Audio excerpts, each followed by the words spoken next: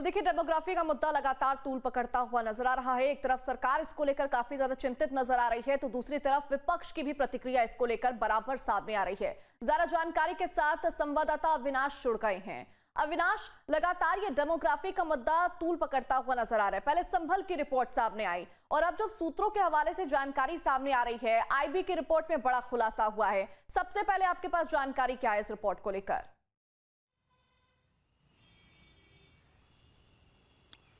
देखिए, जिस रिपोर्ट का जिक्र आप कर रही हैं, दरअसल ये रिपोर्ट पुरानी है और चूंकि ये रिपोर्ट पहले भी भेजी जा चुकी है और जाहिर सी बात है कि जब ये तमाम चीज़ें ऊपर भारत सरकार तक पहुंची और यही वजह है कि खुद प्रधानमंत्री को इस मुद्दे पर बोलना पड़ा कि डेमोग्राफी एक बड़ी समस्या है हमारे देश के लिए और इसको समझने और इस पर काम करने की ज़रूरत है। जहां तक सवाल उत्तर प्रदेश का है, तो देखिए, संभल की रिपोर्ट आने के बाद अब चूंकि इस पर कह सकते हैं कि जो सियासत है वो तो तेज़ हो ही गई है, लेकिन कहीं ना कहीं इस समस्या को लेकर जो तमाम पीड़ित लोग हैं वो भी अब अपनी आवाज़ उठाने सामने आ रहे हैं। जहाँ तक सवाल यूपी के तराई ज़िलों का है, तो चाहे हम बलरामपुर की बात करें, और चूँकि जो रिपोर्ट है वो बलरामपुर का है कि वहाँ पर समाजवादी पार्टी के एक पूर्व सांसद हैं जिन्होंने, हालांकि सोर्सेज के हवाले से ये सारी चीज़ें निकलकर सामने आ रही है कि उन्होंने जब उनका कार्यकाल था, जब सांसद हुआ करते थे और जब उनका प्रभाव था वहाँ पर, तो उन्होंने तुलसीपुर एक इलाका है बलरामपुर का, वहाँ पर अपने हिसाब से एक खास समुदाय को वहाँ पर बसाया और जो हिंदू आबादी थी उनको पलायित करवाया। तो ये जो कहानी न सिर्फ बलरामपुर की है, बल्कि चाहे हम श्रावस्ती की बात करें, बहराइच की बात करें, सिद्धार्थनगर की बात करें, यानी कि नेपाल बॉर्डर से जो सीमा मिलती है उत्तर प्रदेश की, चूँकि देखिए वहाँ का जो एक भौगोलिक कह सकते हैं कि संरचना है, कुछ इसी तरीके का है। अगर देखिए, और जो सबसे बड़ी समस्या है भारत नेपाल सीमा की समस्या ये है कि जैसे अगर हम भारत पाकिस्तान की बात करें, तो भारत पाकिस्तान की जो टोटल सीमाएं हैं वो सील हैं, यानी कि आपको क्रॉस करना है तो काफ़ी मशक्क़त करनी पड़ेगी। लेकिन भारत नेपाल सीमा के साथ समस्या ये है कि कुछ ही ऐसे इलाके हैं जहां पर फेंसिंग है, यानी कि जहां पर बाड़े लगाए गए हैं। बाकी जो पूरा बॉर्डर है वो ओपन है, यानी कि कोई भी आसानी से आ जा सकता है। और चूंकि हम लोग खुद वहां पर गए थे, श्रावस्ती का एक ऐसा ही बॉर्डर था, और चूंकि वहां पर हम लोगों ने खुद देखा कि जो माइलस्टोन लगा हुआ था वहाँ से लोग आराम से आ जा रहे थे। तो कोई भी आतंकी आकर इस देश में किसी बड़ी आतंकी घटना को अंजाम दे सकता है। और देखिए, जो भी बहुरूपिये आते हैं इसी अंदाज में आते हैं। और चूंकि देखिए, ये समस्या और ये जो आवाज़ है अभी नहीं उठाई जा रही, बल्कि ये जो समस्या है और ये जो रिपोर्ट है काफ़ी पुरानी है कि बड़ी संख्या में अवैध जो बांग्लादेशी थे, जो अवैध रोहिंग्या थे, उन्होंने नेपाल के रास्ते यहाँ पर प्रवेश किया। और कहीं ना कहीं वो एक बड़ी समस्या है, क्योंकि चूंकि उसको लेकर एक अभियान भी चलाया गया, आपने देखा देश के तमाम हिस्सों में।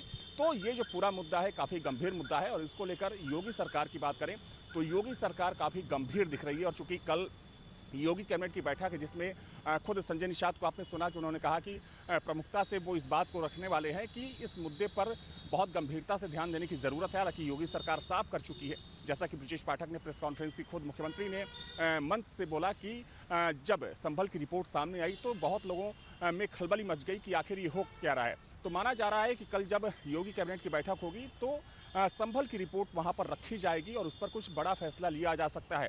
जैसा कि जो हमारे सूत्र हैं बता रहे हैं, चूँकि आपको याद होगा कि जब संभल की रिपोर्ट आई थी तो उसके बाद खुद प्रमुख सचिव गृह संजय प्रसाद ने कहा कि हम इसका अध्ययन करेंगे, इसकी समीक्षा करेंगे, उसके बाद सरकार इस पर काम करेगी। लेकिन जो 450 पन्ने की जो पूरी रिपोर्ट है उसमें साफ साफ कई चीज़ों का जिक्र किया गया है।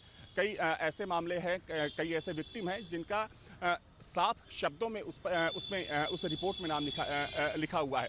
तो माना जा रहा है कि कल जब ये रिपोर्ट रखी जाएगी कैबिनेट में तो उसका चूँकि पहले गृह विभाग की तरफ से इसका अध्ययन कर लिया गया होगा। हालांकि काफ़ी लंबी रिपोर्ट है, लेकिन फिर भी कैबिनेट में माना जा रहा है, हालांकि ये अभी ऑफिशियल नहीं है, आधिकारिक नहीं है, लेकिन संजय निषाद की बात को सुनकर आपको लगा होगा कि सरकार भी इस पर काफ़ी गंभीर है। और अगर ये मामला आता है कैबिनेट में तो इस पर सरकार गंभीरता के साथ सोचने के साथ साथ कुछ बड़े कदम भी उठा सकती है।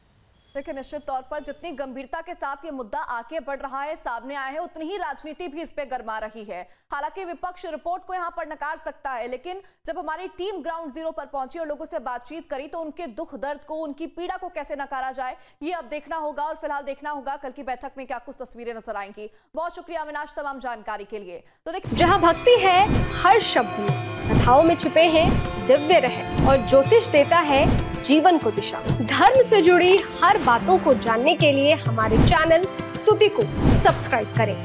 चैनल पर जाने के लिए इस लिंक पर क्लिक करें।